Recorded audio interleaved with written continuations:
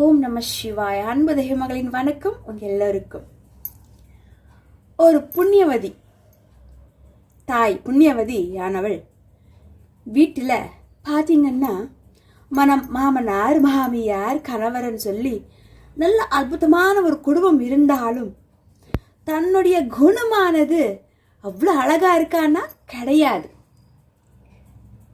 வீட்டில் சொத்து வேணும்னு சொல்லி கணவரை கேட்டுட்டே இருப்பாங்க. பிறகு மாமனாரை எப்போ பாரு நீங்கள் எங்களுக்காக சொத்து எழுதி வைக்க மாட்டீங்களா, என் குழந்தைகளுக்கு நீங்கள் எதை சேர்த்துட்டு இருக்கீங்க, இருக்க சொத்தை பங்கா பிரித்து உங்கள் பங்கை நீங்களே அனுபவிச்சுட்டு இருக்கீங்க, அதை வச்சு நீங்கள் என்ன பண்ணுறீங்க, என் குழந்தைகளுக்கு ஏதாச்சும் நீங்கள் பண்ணலாம்ல, என் குழந்தைங்களுக்கு ஏதாவது நீங்கள் பண்ணலாம்ல அப்படின்னு சொல்லி குறிப்பிட்டு மாமனாரை, வயசான மாமனாரை தினந்தோறு வார்த்தையால மனம் நோகடிக்கக்கூடிய அந்த அற்புதமான ஒரு நிகழ்வா அவங்க வச்சிருந்தாங்க.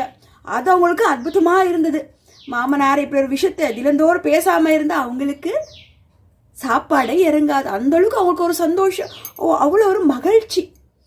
தினந்தோறும் மாமனாருக்கு சாப்பாடு கொடுத்த உடனே நீங்க இந்த பிடிங்க சாப்பாடு சாப்பிடுங்க, சாப்பிட ரெஸ்ட் எடுங்க, அதான் உங்க பங்குக்குண்டான பைசா உங்ககிட்ட இருக்குல்ல, வச்சு ஜாலியாக அப்படியே சுத்துங்க அதை சொல்லி தினந்தோறும் வார்த்தையால் அந்த பெரியவரை எப்போ பாரு காயம் பண்ணி கொண்டிருந்தாங்க.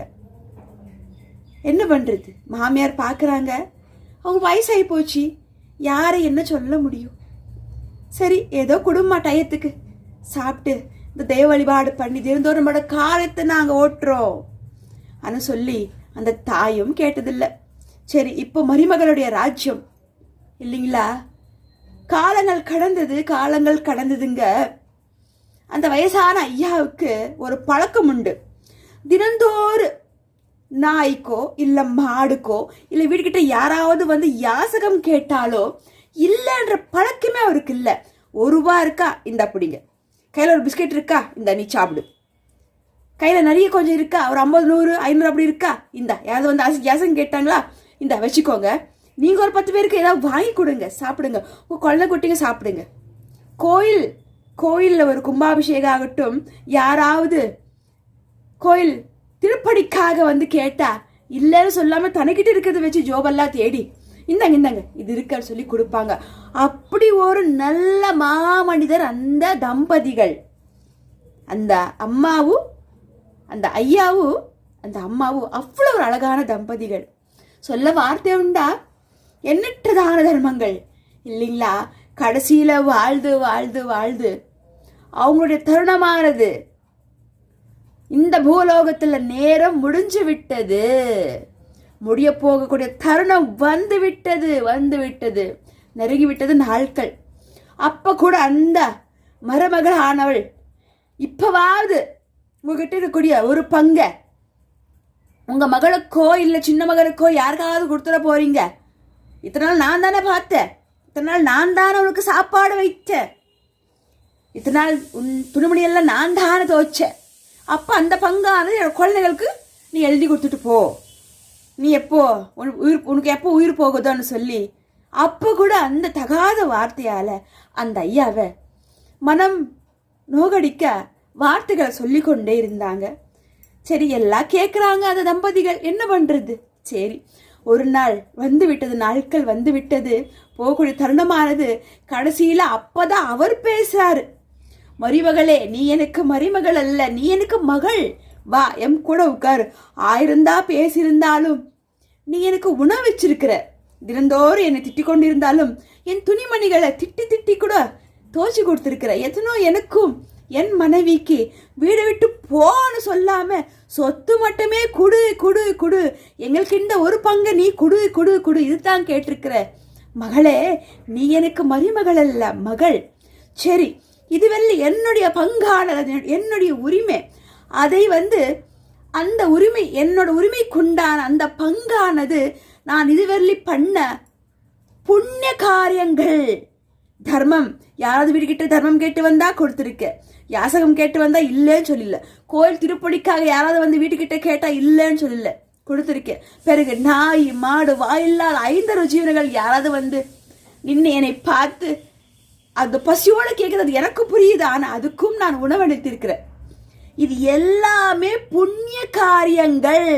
இதோ உன் குழந்தைங்களுக்கு நான் சேர்த்த புண்ணிய காரியங்கள். போதுமா மகளே? இத்தனை புண்ணியம்தான் உன் குழந்தைங்களை வாழ வைக்கும். இதுதான் நான் கடைசி காலத்துல அவங்களுக்கு கொடுத்த சொத்து, அவங்களுக்கு சேர்த்த புண்ணியம் அனு சொல்லி மறைஞ்சிடுறார். போயிடுச்சு அவ்வளோத உயிர். நீ நல்லா இரு மகளே அனு சொல்லி அவர் உயிர் பிரியப்பட்டது. எப்படி இருக்கும் அந்த தருணமானது? அந்த மருமகளுக்கு கண்ணில் தண்ணி. அப்போதான் அவள் முதல் முறையே அழவுறா. அடா கண் கலங்குதே, என் குழந்தைங்களுக்கு அவர் புண்ணியத்தை சேர்த்து விட்டு போயிட்டாரு. அதுக்கு தானா அது இறந்தோர் அவங்களோட ஒரு பங்கு அவர் காப்பாத்தினாரு. யாசகம் கேட்டு வந்த இல்லை சொன்னு கொடுத்தாரு, சிவத்தொண்டு பண்ணாரு, கோயில் திருப்படிக்காக பண்ணாரு, எத்தனை விஷயங்கள் பண்ணாரு.